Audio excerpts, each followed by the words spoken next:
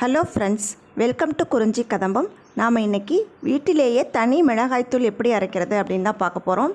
இதுக்கு சின்ன சின்ன டிப்ஸ் அண்ட் ட்ரிக்ஸ் இருக்குது. அந்த மாதிரி யூஸ் பண்ணி பண்ணிங்கன்னா உங்களுக்கு கலரும் காரமும் கரெக்டான பதத்தில் கிடைக்கும். இதுக்கு நான் இன்றைக்கி 2 வகையான மிளகாய் யூஸ் பண்ணியிருக்கேன். 1/4 கிலோ நீட்ட மிளகாய் எடுத்திருக்கேன். அதாவது நீங்கள் காரம் அதிகமுள்ள மிளகாய் எதுனாலும் எடுத்துக்கலாம். நீட்ட மிளகாய், குண்டு மிளகாய் எதுனாலும் இருக்கலாம். இன்னொரு 1/4 கிலோ காஷ்மீரி மிளகாய் எடுத்திருக்கேன். சுருக்கு மிளகாய்ன்னு சொல்லுவாங்க இல்லையா, இது கலருக்காக. இது சேர்க்கும்போது காரம் கம்மியாக இருக்கும், ஆனால் கலர் கிடைக்கும். அந்த நீட்ட மிளகாய் சேர்க்கும்போது நமக்கு காரம் கிடைக்கும். இப்போ கலரும் காரமும் நமக்கு கரெக்டாக வரும். நீங்கள் அந்த சுருக்கு மிளகாய், காஷ்மீரி மிளகாய் வாங்கும்போது அதுலேயே காம்பு நீக்கப்பட்டிருக்கும். நம்ம நார்மல் மிளகாயில் காம்போடு தான் இருக்கும்.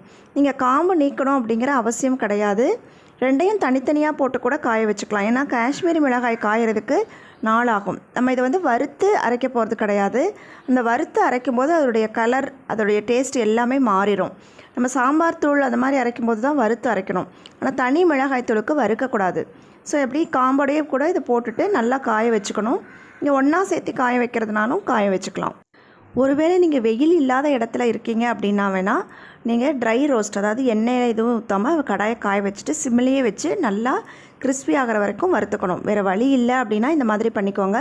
ஆனால் வெயிலில் காய வச்சு அரைக்கும்போது வர டேஸ்ட் நீங்கள் வறுத்தா இதில் வராது. ஸோ இப்போ நான் நல்லா காய வச்சுக்க போகிறேன். ஒரு 2லிருந்து 3 நாட்கள் அல்லது நல்லா அது உடைச்சா அந்த மிளகாய் தானாக உடஞ்சி வரணும். இப்போ இந்த மிளகாய் ஒரு நாள் தான் காய வச்சுருக்கேன். அது உடைச்சி பார்த்தா உடையில. ஆனால் 2லிருந்து 3 நாட்கள் காஞ்சதுக்கப்புறம் எப்படி சத்தம் வருது பார்த்தீங்களா? அந்த உடைச்சா அந்த மாதிரி கிறிஸ்பியாக சத்தம் வரணும். அந்த மாதிரி உடைச்சிட்டு உங்கள் வீட்டில் மிக்ஸி இருந்தது அப்படின்னா நீங்கள் மிக்சியிலேயே இதை பொடி பண்ணிக்கலாம். மிக்சியில் போட்டு கொஞ்சம் கொஞ்சமாக போட்டு நல்லா பவுடர் பண்ணிவிட்டு அதை ஃபைன் பவுடர் ஆகாது மிக்சியில். அதனால் நமக்கு ஒரு சல்லடை வச்சு சளிச்சு எடுத்து வச்சுக்கிட்டிங்கன்னா உங்களுக்கு பவுடர் கிடச்சிரும்.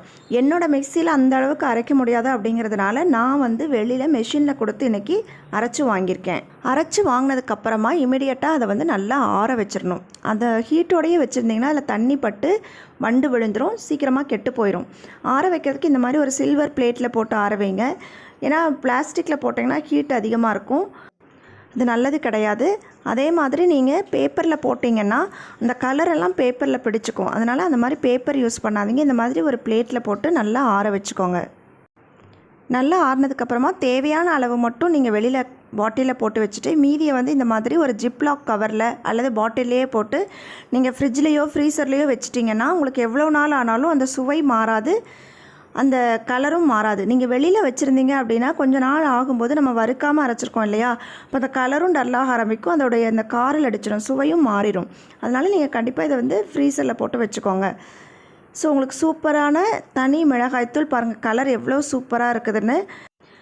எந்த ஆர்டிஃபிஷியல் கலரும் யூஸ் பண்ணாமே நமக்கு மிளகாய்த்தூள் சூப்பரான கலரில் கிடச்சிருச்சு. காரமும் ரொம்ப நல்ல காரம் கிடைக்கும் உங்களுக்கு. ஏன்னா ஆல்ரெடி 1/4 கிலோ அளவு நம்ம காரமான மிளகாய் தான் சேர்த்துருக்கோம். ஸோ இதே காம்பினேஷனில் இந்த மாதிரி நீங்களும் உங்கள் வீட்டில் ஹோம்மேட் ரெட் சில்லி பவுடர், தனி மிளகாய்த்தூள் அரைச்சி பாருங்கள். அரைச்சி பார்த்துட்டு எப்படி இருந்தது உங்கள் ஃபீட்பேக் கமெண்ட்டில் சொல்லுங்கள். பிடிச்சிருந்தனா லைக் பண்ணுங்கள், ஷேர் பண்ணுங்கள். தேங்க்ஸ் ஃபார் வாட்சிங். வாழ்க வளமுடன்.